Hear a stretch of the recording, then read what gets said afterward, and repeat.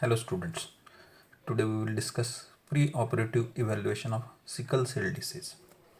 The sickle cell disease, it is a hereditary hemoglobinopathy with vasoocclusion which is responsible for most of the associated complications. There is a vasoocclusion.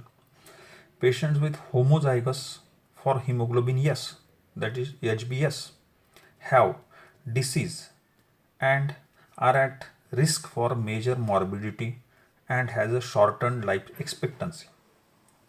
Second, patients with SC disease have both hemoglobin S and hemoglobin C, and they are much less severe clinically, much less severe clinical course with moderate anemia. And third, heterozygous patients, that is with hemoglobin S and hemoglobin A, have sickle cell trait and rarely have any consequences related to this condition. Now we will see pre-operative assessment. The pre-operative assessment should focus on identification of organ dysfunction, acute exacerbations. The patients may have renal insufficiency, they may have splenomegaly, they may have pulmonary hypertension and infarction. Also, there may be cerebrovascular accidents and heart failure. They are at increased risk for infections because of splenic infarction. There is frequent hospitalizations or a recent increase in hospitalizations, advanced age, pre-existing infections and pulmonary disease. These are the predictive of peri-operative vasoocclusive complications.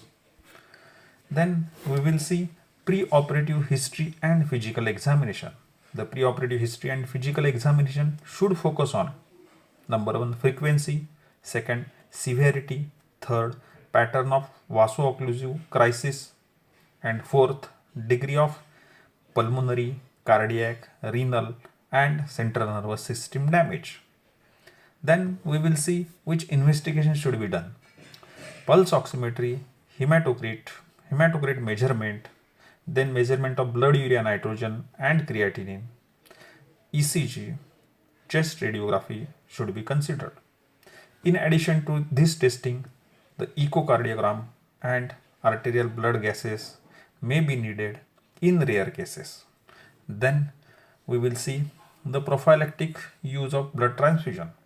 The prophylactic transfusion may be beneficial, especially before intermediate to high risk cases. Pre-operative prophylactic transfusion is controversial, and the decision to transfuse should be made with concern with hematologist familiar with the disease. The cooperative study of sickle cell disease conclude that pre-operative transfusion was beneficial, although patient undergoing low risk surgery and had few complications even without transfusion. The another study showed that conservative transfusion regime, that is decreasing hemoglobin S to 60% and hemoglobin to 10 gram deciliter, was as effective as traditional approach. In traditional approach, transfusion is given to decrease hemoglobin S to less than 30 degrees and 30% hemoglobin S to 30% and hemoglobin to 10 gram deciliter.